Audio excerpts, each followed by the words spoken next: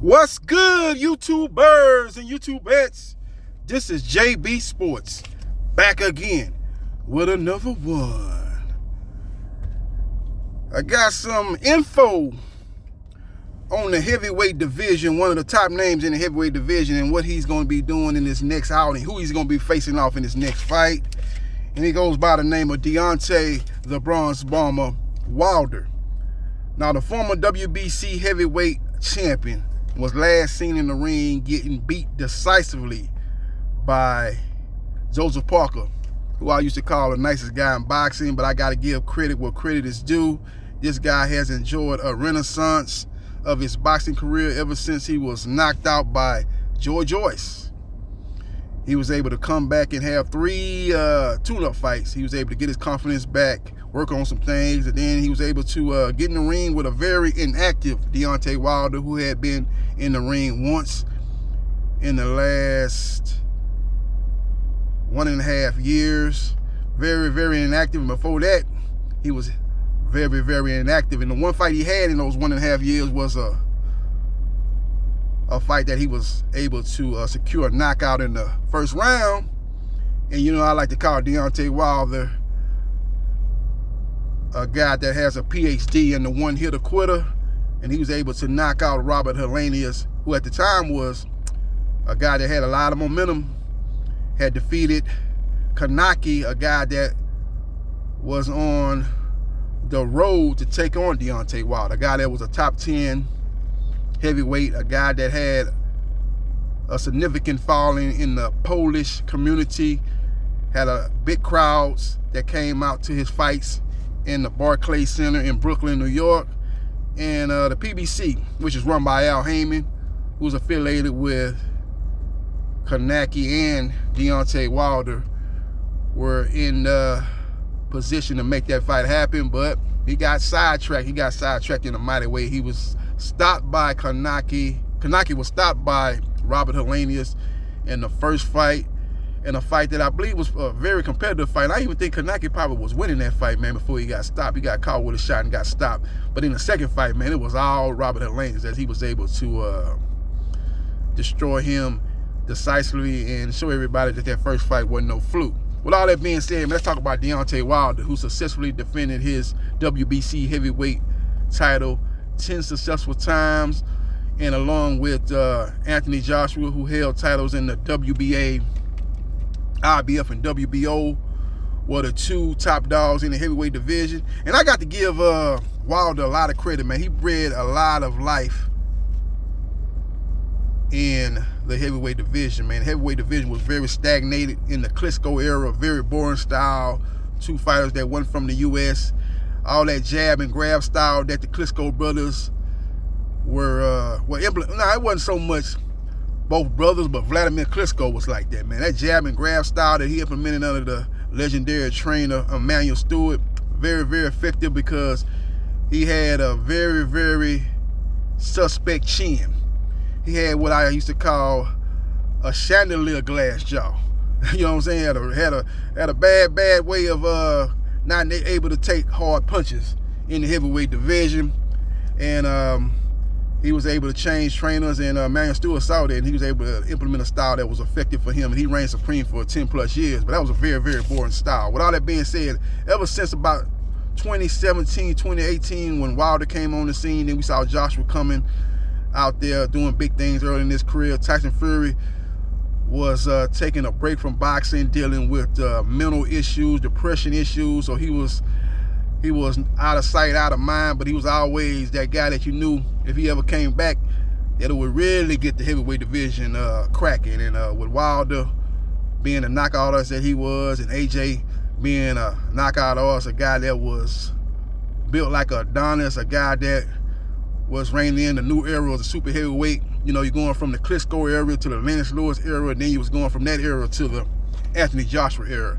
With all that being said, Deontay Wilder never got the fight with Anthony Joshua. That fight hopefully will get made in the next year to year and a half. I think if it don't transpire in that time frame, the fight probably will never happen. It will go down the same road that Riddick Bowe versus Lennox Lewis went down.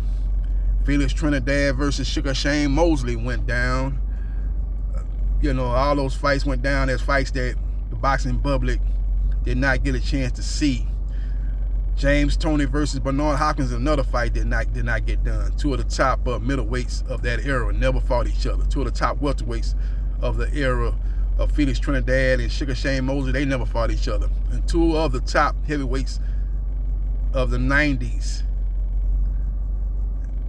you know, the late 90s, never fought each other, and Riddick Bowe and Lennox Lewis. But at least they fought in the Olympics, man. Lennox Lewis beat him in the Olympics for, you know, at least they fought. But Trinidad Mosley never happened, and Tony Hopkins never happened. With all that being said, man, my intel is telling me that Deontay Wilder, the next fight, will be in Saudi Arabia, as Saudi Arabia has become the new birthplace of boxing, putting on big fights. His Excellency Turki Al-Shiki, a guy that's putting on huge events, said a couple of days ago, if I'm not mistaken, that he's going to be looking to stage 6 to 8 mega events for 2024. Now, we already know we've got 3 so far. One that's already happened between Anthony Joshua versus Francis Ngannou. That was a destruction, as Anthony Joshua was able to knock out Francis Ngannou in the second round. Highlight reel knockout, early candidate for knockout of the year of 2024. Now, that was the first fight. Now, we've got 2 other fights that are going to be going down that have been finalized, that's coming up here in the next several months.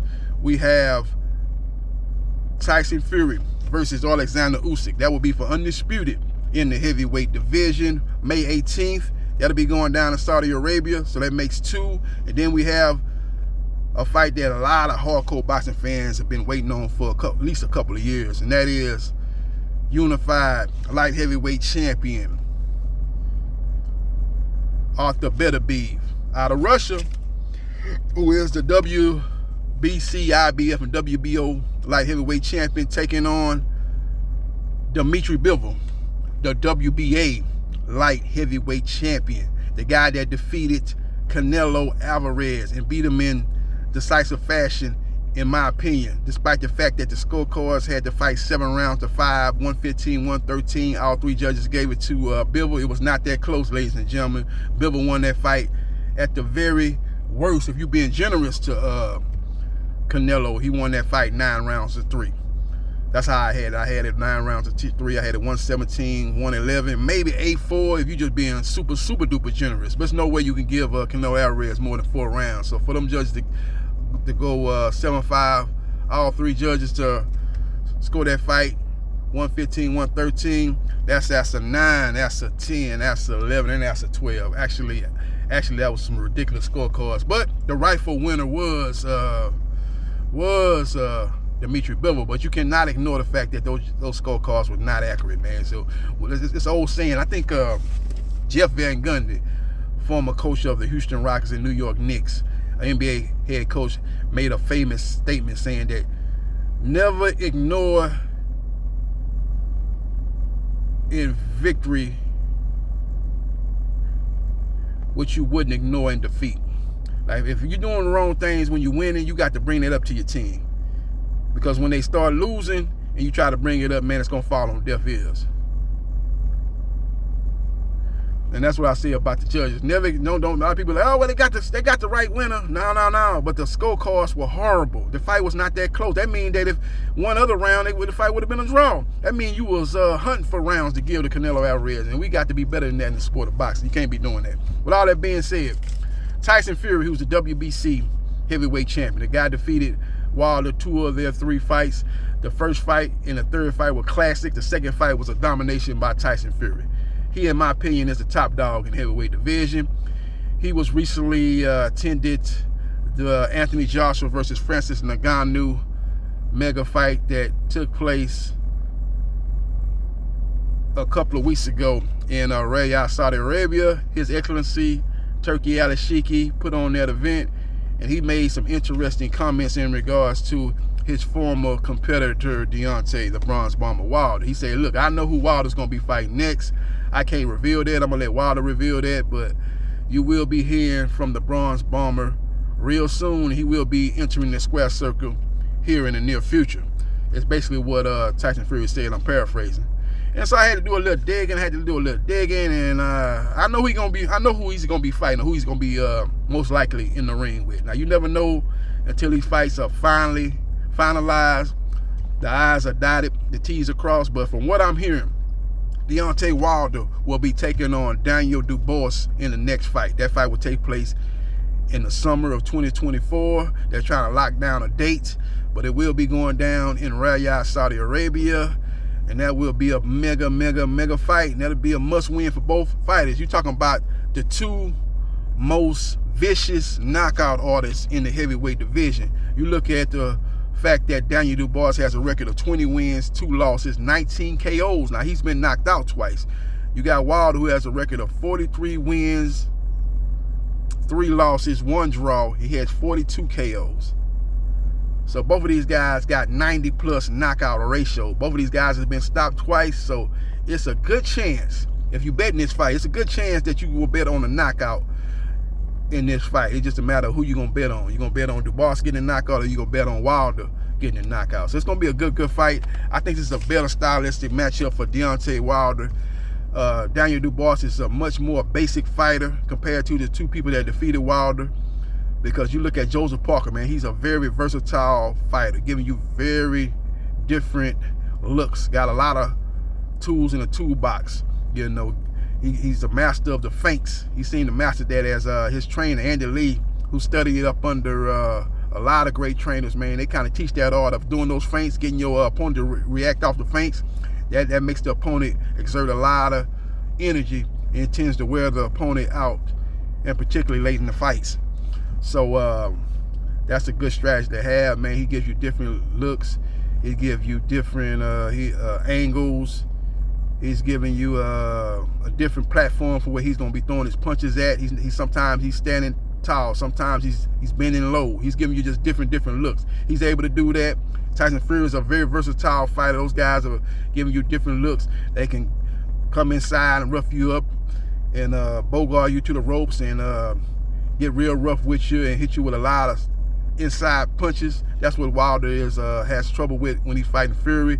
And Fury can fight from a distance, controlling you with his jab, man, and giving you different looks, great head movement and stuff like that. Those two guys are just more versatile fighters than Daniel Dubois. So I think we'll be able to have some success against Wilder, because Wilder's a guy that even when he does knock out his opponent, he might be losing the fight before he gets the knockout. Look at the second fight with Luis King Kong Ortiz, who in a lot of people's opinion was losing every round before he's able to get the knockout in that 7th round, he was able to get the knockout over Luis King Kong Ortiz in their rematch. Even in the first fight, very competitive. I think I had Ortiz slightly up in that fight before Wilder stopped him.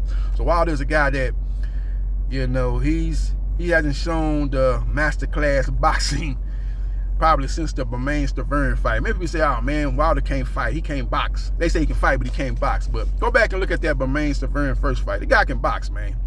That was the only opponent that he did not knock out. He was able to knock down Bermane-Stavern, but he was able to control Stavern with the jab, man. He fought a beautiful fight, man. Showed that he does know how to implement the so-called sweet science of boxing. Controlling the opponent with the jab, hitting him with the 1-2, you know, fighting on the outside, and basically controlling distance. He was able to do that in the Bermane-Stavern fight. And I think he's going to fight that style against Daniel Dubois. Daniel Dubois will be trying to get close, get inside, where Wilder struggles because he's not a great inside fighter.